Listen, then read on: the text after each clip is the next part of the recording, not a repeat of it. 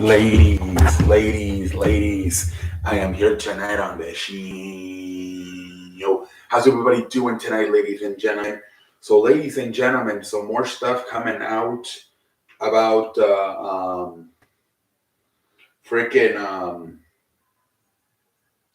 more stuff coming out about WWE potentially selling the company now with Vince McMahon back on the board, along with two former board members, bringing him along with him, George Barrows and Michelle Wilson, kicking out three other board of directors, members of the board of director, and also two resigning. One, which was the one who led the investigation back in April with Vince McMahon's sex allegations and apparently paying $19 million from the company worth of hush money to get this woman to shut up. So Vince McMahon has removed three people to replace them with Josh Barrows himself and Michelle Wilson. And also two other people have resigned ever since Vince McMahon has arrived back in as part of the board of WWE.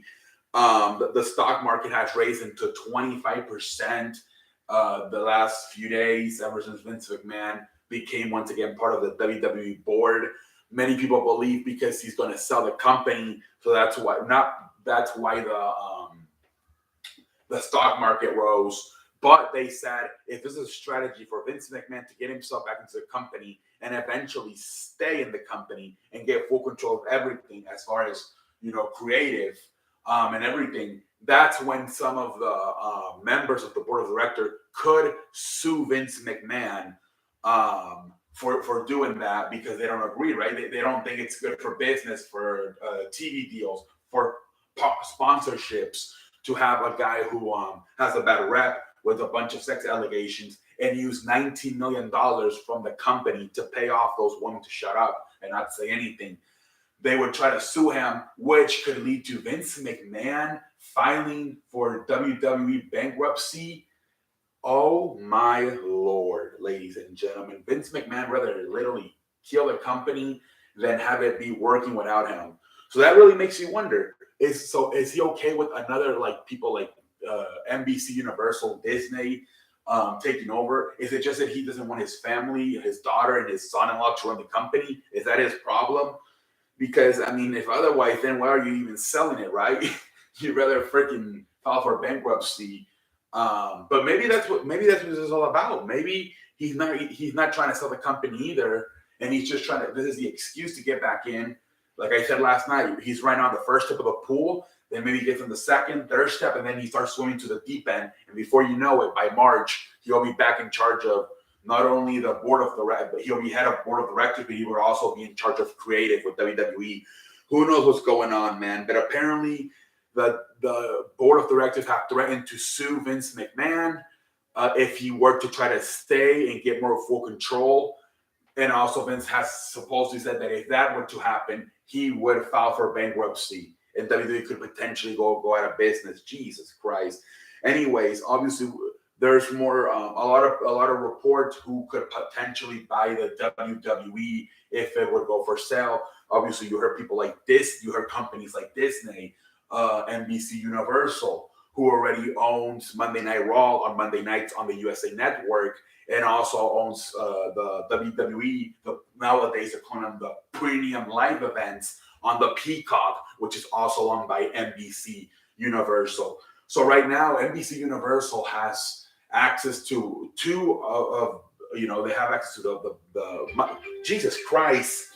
They have access to Monday Night Raw and the premium live events. The only thing they would need is the Fox deal to expire, so they could also probably put SmackDown back on USA Networks, and then they would probably have access to everything, and that's when they would probably buy the company, NBC Universal. But the new person that has come in to play and that can also buy WWE is Saudi Arabia. I'm not sure exactly who, which is like the governor, the Saudi Arabia government, or is it like is it going to be a group of businessmen? Is it going to be just one big billionaire? Like here in America, we have Elon Musk, Jeff Bezos, Bill Gates.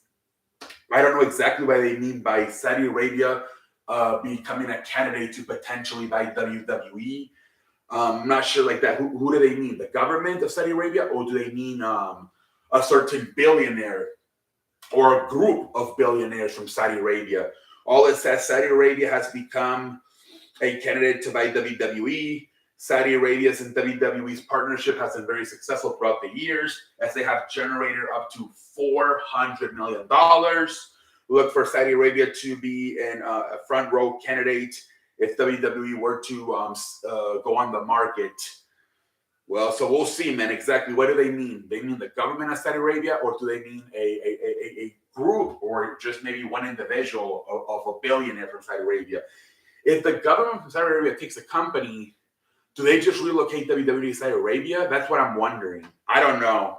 Could that potentially happen, where they just take it over there? Like the headquarters and like the main shows, Monday Night Raw and SmackDown, are now in Saudi Arabia. It would be interesting to see what happens if another country like Saudi Arabia, especially the government of Saudi Arabia, were to buy WWE. Do they leave it here in the U.S. or do they take it to Saudi Arabia? Let's see what happens. But also last night, Stephanie McMahon, Nick Khan led a conference call with a bunch of WWE employees, not the wrestlers, just the employees that work at WWE headquarters, where she pretty much said, our founder is back, referring to Vince McMahon. He is now back as part of the board of director, but everything remains the same. Nick Khan and myself, Stephanie, are still co-CEOs. I am still a chairwoman. Triple H is still the chief content creator, in charge of all creative. And even she mentioned Kevin Dunn is still head producer. All the job titles remain the same, despite Vince McMahon being back on the board. And she said, this is an exciting time for WWE. People shouldn't be scared of a potential sale. People should be happy. This is what I'm wondering. If it gets bought up by NBC Universal, could they just potentially leave everybody in charge? That's what I do wonder, including Vince McMahon. I don't know how that would work, but could NBC? We were talking about this last night on the live stream hangout. If NBC buys it, could they still leave like Stephanie and Nick Khan and Triple H in charge? But do they want to deal with Vince McMahon? I was saying maybe a candidate could be probably either Paul Heyman or Eric Bischoff, right? So if they don't want Triple H anymore because they feel like he could be manipulated or controlled by Vince McMahon, I can see them saying, okay, we want somebody else. If you want somebody that's been with the company for a while and you want that stability, maybe you bring a guy like Paul Heyman. But if you want something new, fresh, but also some experience, somebody who's ran a WWE or a wrestling promotion, you probably go with a guy like Eric Bischoff. Who knows what would happen? But Stephanie said it's not time to be scared. This should be an exciting moment for all of us, a potential sale. So that makes me think that maybe it is going to be NBC Universal, and maybe NBC Universal has told them all we want is to get the rights to SmackDown. So send that to USA Network, and once that happens, we'll leave everybody else in charge. We'll let Stephanie and Nick Khan be CEOs, and we'll let Triple H continue as chief content creator. Maybe that's why Stephanie seems to be, kind of excited about this, because maybe she's been told, or at least promised, verbally by NBC Universal, hey, if we buy this, as long as you put SmackDown on USA Network, we're finally leaving everybody in charge. Who knows, man? Who knows why she would? I would be kind of like, I would be scared. I'm like, am I gonna? You get a new company. Usually they remove a bunch, especially a bunch of the people at the top of the company, right? They want to put their own executive that they trust. So very interesting to see what happens, man. All right, ladies and gentlemen. Now we're gonna do SmackDown recap, and then we're gonna call it a night here tonight on a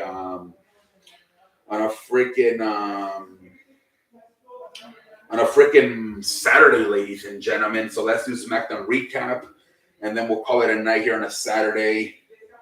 All right, wonderful. They do have the article that I always use for SmackDown, ladies and gentlemen. All right, so SmackDown tonight, I believe from Nashville, Tennessee, or excuse me, Memphis, Tennessee. This show was pretty much the bloodline all over. Everything else kind of was trash, honestly. So, pretty much it kicks off. Roman Reigns is like the third, fourth weekend in a row. He's on SmackDown. Wow, that's crazy. I think a lot of it has to do because it's WrestleMania season. He might start appearing more, and then maybe after WrestleMania around April, May, probably take some time off. We'll see, man. So he appears, the bloodline comes. The bloodline actually comes out and starts throwing everything again. I don't think they beat up anybody. They just came out and started throwing chairs and everything. And then Roman Reigns' music hits. He and Paul Heyman come out. And he pretty much, I think Sami Zayn was the first one that talked. He's like, yeah, we're excited. We're here to show people that 2023 will also belong to the bloodline and shit. And then Roman Reigns is like, well, dude, I do want to talk about, I know you're excited about 2023, but I do want to go back to 2022 for a moment. And I want to talk about our match, man, that we lost last week. People are saying we lost last week versus Kevin Owens and John Cena, but I never got pinned. You got pinned. You're the one that lost that match. So then he's like, why would you guarantee a win? What would you call your shot like Babe Ruth if you're going to fail, man? Are you trying to be me? Are you trying to be the tribal chief? And he starts yelling at him. Kevin Owens comes out and he pretty much says, you're not mad at Sami Zayn. You're mad at me because I beat you along with John Cena. And then he says, and now I am challenging you for a match at the Royal Rumble for the WWE Universal Championship, which I believe Roman Reigns kind of accepts. He said, I just want you to go away. So, and never come back. So later on in the show, Michael Cole makes it official. It will be Kevin Owens versus Roman Reigns for the WWE Universal Championship. So, I mean, that match has been rumored for like a few weeks now. It was finally made official tonight, man. It was finally made official. All right. Let's see here. Next segment.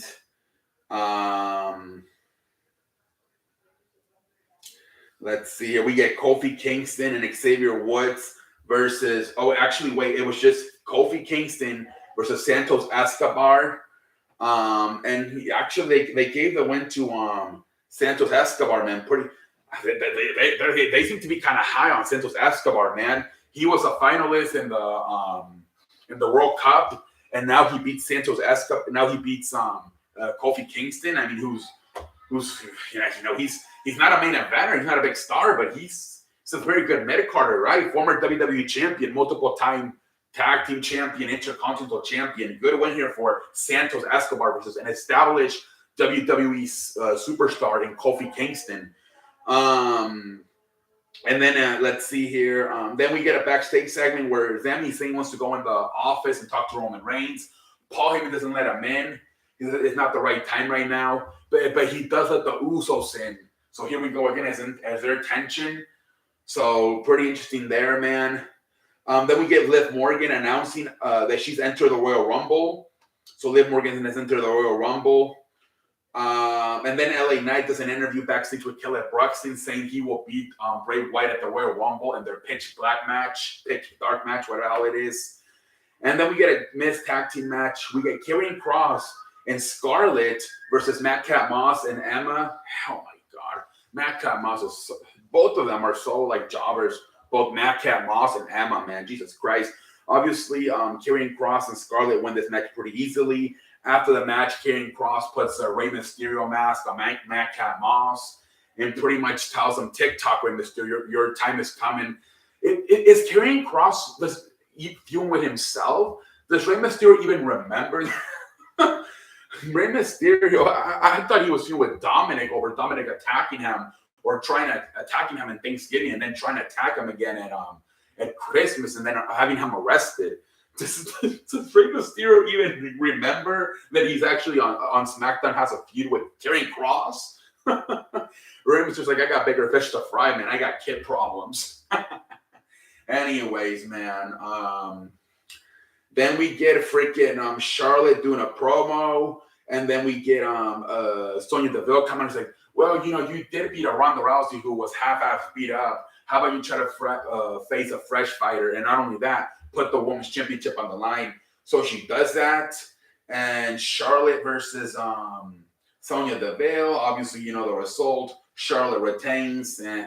Nobody cares, whatever. And then we have a qualifying match. So didn't freaking Liv Morgan and Santos Escobar already put themselves in the Royal Rumble, but how come Ricochet and Top Dollar got qualified? What the hell is this? Either you have everybody qualify or you just have everybody enter it. What the hell, man? Obviously, Ricochet wins this match, man. After the match, Top Dollar, along with the rest of Hit Row, turn heel. They beat the shit out of Ricochet. And then Strowman comes out to defend Ricochet. But I guess they turned him heel, man. They've been a failure so far as baby faces, has Hit Row. So they turn him heel, and we'll see what they can do as heel, man. Those two guys, Karrion Kross and Hit Row, ooh, they've been terrible, man, honestly. And then we get a freaking the Usos are getting ready with Sosa Cola at the head of the ring to have their match versus Sheamus and Drew McIntyre for the tag team titles. And as they leave, Roman Reigns is like, Paul Heyman, bring me Sami Zayn, man. I need to talk to him. And then he pretty much brings in Sami Zayn, and Sami Zayn comes in there and he apologizes like, hey, Roman, I'm not trying to be the tribal chief. I apologize. I apologize for guaranteeing a win last week, and then losing. And then Roman was like, no, man, I need to control myself as a tribal chief. I held myself to a high standard that allowed me to apologize to you for yelling at you earlier tonight out there in the ring in public. I apologize, man. I need to do better. Oh, this is crazy. Roman Reigns actually apologizing to I mean, people on Twitter were like, hey, he never apologized to like the Usos or even Paul Heyman for yelling at them. I wonder if the Usos are going to get now jealous or like pissed that, oh, you apologized to him, but you never apologized to us after yelling at us. Pretty interesting situation there that he apologized to them. And then they sit down and they watch the match. He's like, let me go out there and try to support the Usos. Like, nope, I want you to watch the match with myself and Paul Heyman. So they're watching the match, man. And Sami Zayn starts having popcorn. He offers popcorn to Roman Reigns. Roman just stares at him like weird. But then later on in the match, man, he's actually having popcorn with him. It was like, it's almost like Sami Zayn is influencing Roman Reigns. Like Roman Reigns is low-key copying a lot of the stuff that Sami Zayn does. Pretty interesting to see where they go from this, man. Pretty interesting. And yeah, man, we got the tag team match going on. Meanwhile, the Usos versus Drew McIntyre and Sheamus. Hell of a match, man. I don't know why I thought there was a small chance that maybe this could be the night where the Usos lose, but I'm like, nah. They're probably not going to lose it until WrestleMania, assuming that match were to happen versus Kevin Owens and Sami Zayn at WrestleMania. It was a good match, man. Probably the best match of the night, man. Again, this whole show was built around the bloodline. Great match, man. At the end, man, the Usos win it, man. Jimmy Usos does a full roll up on Sheamus, and Jey Uso pushes Jimmy's butt, his back, so he has more weight on him, so more leverage. So then Sheamus can't kick out, and that's pretty much how they win the match. Obviously cheating. So Sokola takes out McIntyre right before that. I think he hits him with the solo Sokola spinner on the security barricade. So McIntyre's out cold or at least hurt. And so they take advantage. And like I said, Jimmy Uso rolls up Sheamus, and then Jey Uso puts his legs on him for momentum and leverage, which doesn't allow Sheamus to kick out of the full roll up by Jimmy. And that's how they retain. Like I said, this show was not that good. It was pretty much about the bloodline, whether it was coming out of the ring at first and doing that promo, then having those 2-3 backstage segments, and then the match at the end, the main event, the Usos versus the Sheamus and McIntyre for the tag team titles. Outside of that, this was like bloodline smack Friday night bloodline SmackDown. It was all about them, man. Everything else pretty much was just average. No Gunther, no Bray Wyatt. I don't know why the hell they didn't have those guys on. Those are Bray Wyatt's supposedly your top baby face. Gunther's one of your top mid-carders. I don't know why the hell they didn't have those guys on. After having a bunch of people on Raw this week, outside of Roman Reigns, and maybe McIntyre and Sheamus, there wasn't, well, I mean, I guess the whole bloodline, right? The whole bloodline, and McIntyre and Sheamus, there wasn't a lot of star power on this show. No Ronda Rousey either. So a bunch of people missed tonight, man. Ronda Rousey was not on there. Bray Wyatt was not on. Gunther was not on. I don't know why the hell they were missing so many people tonight. But anyways, until next time, I'm on like a light.